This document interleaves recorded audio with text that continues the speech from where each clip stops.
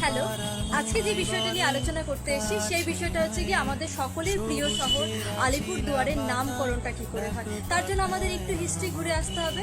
1865 থেকে 1867 এর মধ্যে ভারত ভার্সেস ভুটানের একটা যুদ্ধ হয়েছিল, যেটা Anglo Indian versus Bhutan war নামেও পরিচিত বা ডুয়ার ওয়ারও বলা হয়ে থাকে। তো এখানে অ্যাংলো ইন্ডিয়ান কথাটি এই জন্য ইউজ করা হয়েছে কারণ সেই সময় ভারত ব্রিটিশদের আন্ডারে ছিল।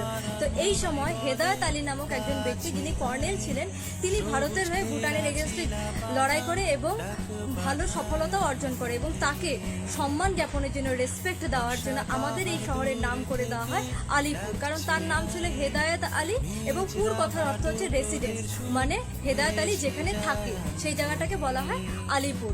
এবার কলকাতাতেও একটা আলিপুর রয়েছে, আবার আমাদের এখানেও একটা আলিপুর, তো কনফিউশন ক্রিয়েট হতেই পারে। তাই আমাদের এই শহরের নামের সাথে ডুয়ার যোগ করে দেওয়া হয়। এই ডুয়ার কথাটি এসছে কিন্তু ডুয়ার্স থেকে, তাই আমাদের এই শহরটির নাম হয়ে যায় আলিপুরদুয়ার। আশা করি কনফিউশনটা ক্লিয়ার করতে পেরেছি।